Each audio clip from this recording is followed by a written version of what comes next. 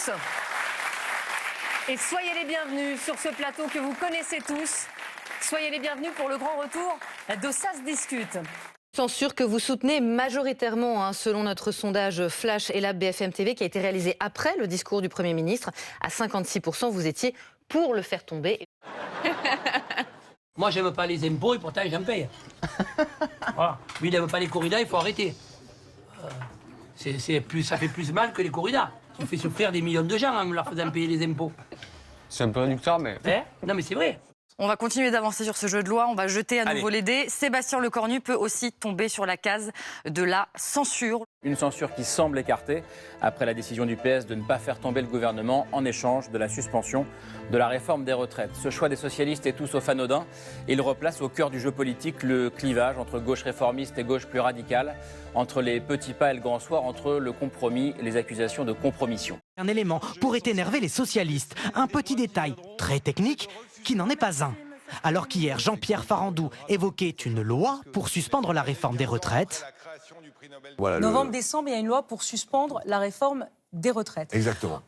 En séance, le Premier ministre évoque aujourd'hui un simple amendement au budget de la sécurité Un débat sociale. loyal ne peut pas s'appuyer sur du mensonge ou sur des imprécisions. Pas un débat très grand public, mais je pense qu'il faut être précis. Je pense qu'il faut que le gouvernement dépose un amendement au projet de loi de finances pour la sécurité sociale dès le mois de novembre.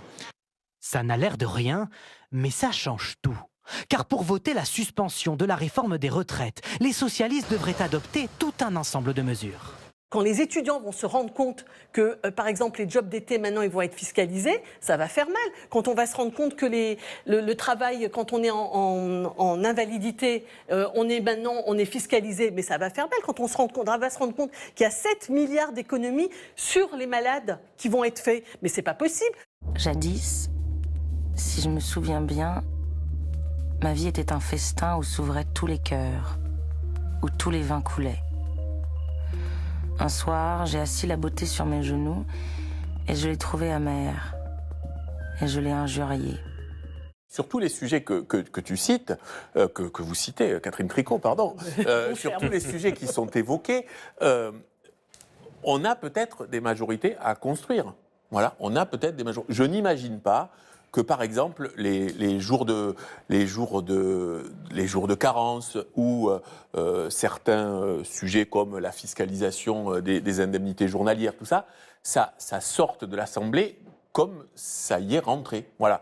Le Conseil d'État a rejeté aujourd'hui le recours de Marine Le Pen contre l'application immédiate de sa peine d'inéligibilité. Vous pensez que le Conseil d'État, ils sont suffisamment peu indépendants pour dire « Ah ouais, on est jaloux du professeur Raoult, on va l'accabler pendant 2 ans ». Gilles, le Conseil d'État. Gilles, je ne veux pas répondre à cette question, je vais vous laisser répondre. Alors, le Conseil d'État, on sait très bien ce qu'ils ont fait à C8, excusez-moi Géraldine Maillet. Ah oui. Voilà, on connaît leur acharnement, on connaît leur objectivité, on sait ce qu'ils ont fait. Donc s'ils font la même chose contre le professeur Raoult, on n'a pas pu sauver C8, sauvons le professeur Raoult.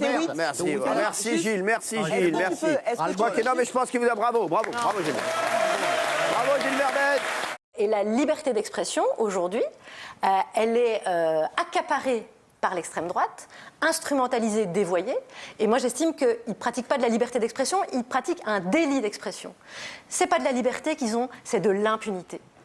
Et on a retourné vraiment la liberté d'expression comme une crêpe. Comment je l'explique ? Parce qu'on a laissé faire Bolloré racheter tout ce qu'il pouvait, parce que nous, dans le service public, on a des règles, de la déontologie, on respecte l'état de droit, comme vous ici aussi, évidemment. Le cri du cœur ce matin dans le JT News d'Éric Zemmour, qui affirme que sans christianisme, la France n'est plus la France. Nous privatiserons l'audiovisuel public. Oui, quand j'entends cette question, je me rappelle pourquoi j'ai envie de privatiser l'audiovisuel public. Les tenants de la liberté et du pluralisme, c'est nous. Ah bah oui. La tête d'un juge mise à prix 100 000 € sur les réseaux sociaux. Une annonce pour assassiner un magistrat d'Île-de-France avec sa photo et son nom a été diffusée sur Telegram par un groupe se revendiquant de la DZ Mafia. 5 jours après l'entrée en vigueur du cessez-le-feu, les hommes armés du Hamas se déploient dans toutes les villes de la bande de Gaza. Le mouvement islamiste entend rétablir l'ordre et utilise la manière forte. Sur cette vidéo de propagande, on les voit exécuter des hommes présentés comme des collaborateurs d'Israël. Mais l'organisation terroriste est loin de contrôler tout le territoire. Face à elle, plusieurs clans familiaux comme celui-ci, des bédouins et des milices privées qui ont profité de la guerre pour s'implanter dans ces zones abandonnées par le Hamas, face à Tsahal, ici en bleu. En attendant, la chasse aux traîtres, selon le Hamas, aurait fait plus de 300 morts en moins d'une semaine dans l'enclave palestinienne. Ils ont tué les membres d'un gang. Si le Hamas ne dépose pas les armes, c'est nous qui allons le faire pour eux. Ils savent que je ne plaisante pas. Le monde vacille, les nations ploient, qu'importe. Aimer reste un acte de résistance. C'est peut-être là le rôle secret de la littérature, produire ce petit miracle d'espérance au milieu des ruines.